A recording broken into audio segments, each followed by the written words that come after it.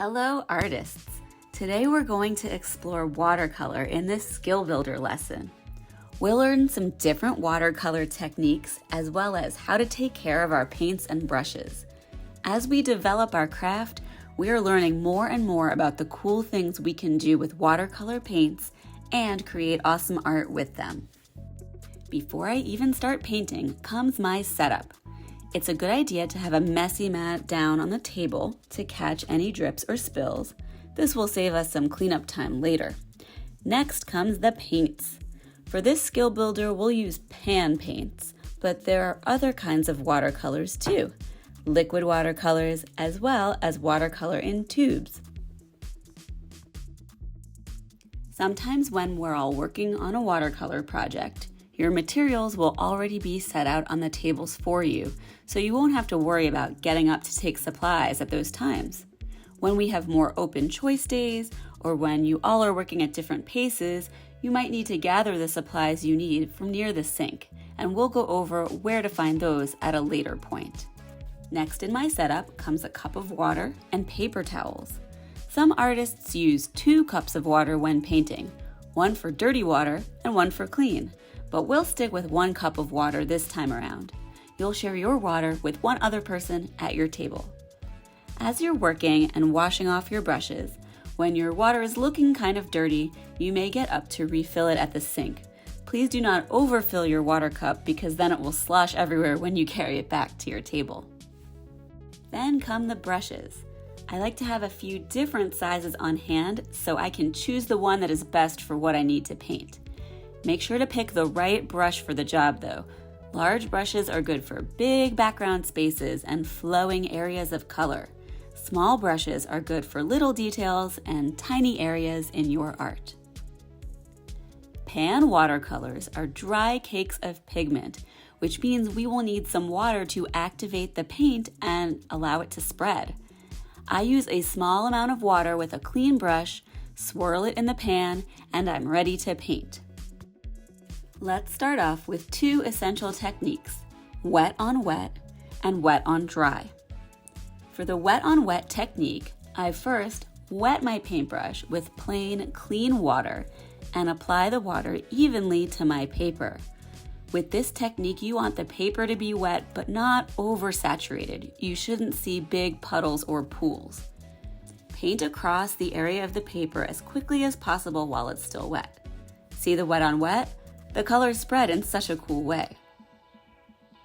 For wet on dry, wet your clean brush, dip it in color, and apply it to the dry surface of your paper.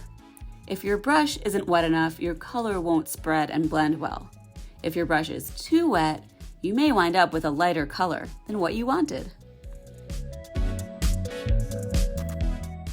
Now we can use either the wet on wet or wet on dry techniques to create a variety of cool effects. Let's start with washes. Washes are smooth, even applications of paint across your paper. They're kind of the foundation of watercolor. Flat washes are the most even applications that don't have any fade. Those are pretty self-explanatory. Let's start our skill building with a 1-color fade, also called a gradient or a graded wash. You'll need 1 color, clean water, and a larger sized brush. Apply the color to your brush and then blend it out so that it fades. You can use a bit of clean water to help this process along. Remember, you can use either a wet on wet or wet on dry technique to do this.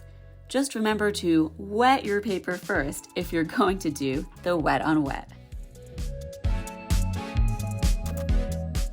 Next is a 2-color blend or a variegated wash. How do you pick your 2 colors to ensure that they don't turn out to be a muddy mess? You'll want to stick with related color families. The art vocab word for this is analogous colors, which means they're next to each other on the color wheel. Some examples of this are the warm colors, like red, orange, and yellow, and the cool colors, green, blue, and purple. Check out these images to see which colors blend well. To create a variegated wash, begin with 1 color and blend it halfway towards the section you'd like to be in. Then with a clean brush, apply the 2nd color and blend it to have the two meet. I know you'll remember to wash your brush really well before choosing that new color, right? Notice how when I'm painting, I am gentle with my brushes. No need to smash and jab the brush on the paper or on the palette.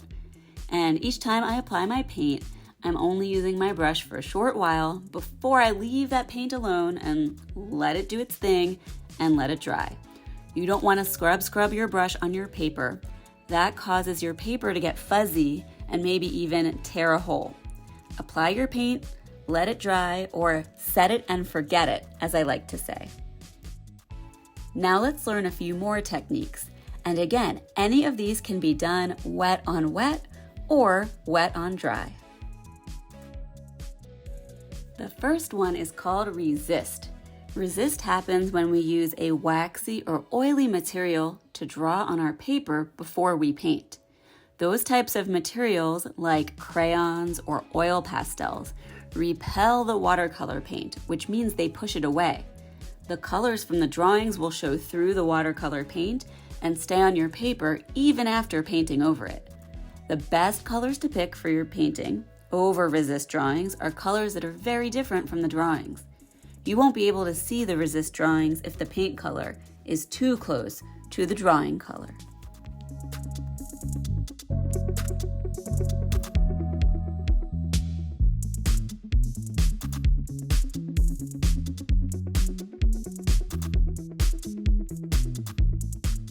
Next is the salt technique. Sprinkle salt, I prefer coarse salt, but you can also use fine salt, on a wet section of watercolor, and the crystals will soak up some of the paint, leaving an interesting pattern when it dries. Make sure to leave the salt on your paper until it's fully dry. Then brush the salt off over a trash can or on a paper towel.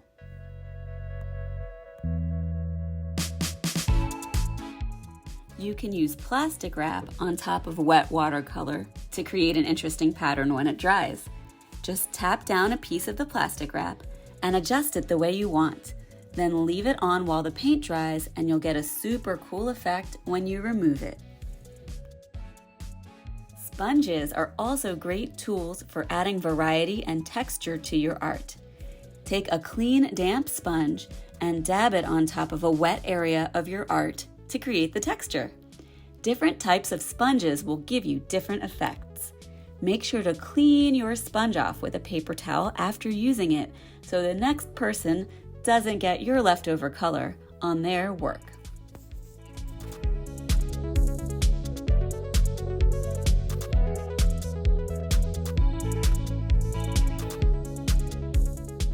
The last technique is layering. You can layer under your watercolor by first drawing with Sharpie or Permapaque markers. You can layer on top of your dry watercolor with things like crayons or colored pencils, although I think they work better using them before you paint. You can also layer on top of your dry watercolors with these Uniball white gel pens. This is the only gel pen that really works this way, so please don't try this with any other pens or markers. You can also layer by painting designs on top of the dry areas that you already filled with color.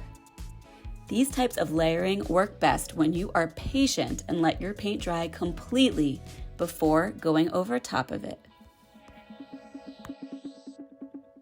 A few final tips before it's your turn to practice some techniques. 1. Keep your brushes and your watercolors clean, especially the light colors and especially the yellow. Wash those brushes. 2. You may mix colors on top of your tray palette or directly on your paper. Please do not mix colors right in the watercolor pigment wells. This really ruins the set for the next folks who will be using it. 3. Not sure which colors will blend well? You can always check out the chart. 4. If you don't want your colors to run together, you'll want to let your different sections of your art dry before painting right next to them. 5. When it's time to clean up, take a paper towel or a wipe and gently clean up your palette. Don't close a watercolor palette with a painty, wet top because that's going to drip gunk all over the bright pigments in your palette. And lastly, number 6, be mindful of how wet your artwork is when you're bringing it to the drying rack. Always hold it horizontally and be careful. For our art making project, we'll be creating collage landscapes using the technique of atmospheric perspective. Remember that atmospheric perspective is that effect of landscapes fading in the distance? We'll be using a few kinds of paper for this collage, one of which will be the painted paper that we'll create today. When the paper is dry, we will be cutting and tearing it to use in our landscapes. You can even share and trade papers with your classmates too. So first, imagine your landscape and what colors you'll use. Will it be mountains, a desert, a beach scene, an alien environment? Plan and pick the colors you'll need for your art. Remember that for the technique of atmospheric perspective, you'll need dark, medium, and light values. When you get your Skill Builder paper, write your first and last name, homeroom, and grade on the back in pencil. Then, flip it over and divide your paper into 3 sections, holding your paper horizontally or in the landscape orientation. This is what it should look like when it's finished. It's okay if your sections aren't totally even. Next, you'll pick 3 different techniques to fill in these 3 areas, using the colors you'll want for your landscape. Use the choice board to select what watercolor techniques you want to try. You may get crayons or oil pastels from the drawing supplies area if you need them. Everything else should be on your table. My advice would be to start at the top, then jump to work on the bottom while you're waiting for the top section to dry. If 2 wet sections are too close, they'll bleed together.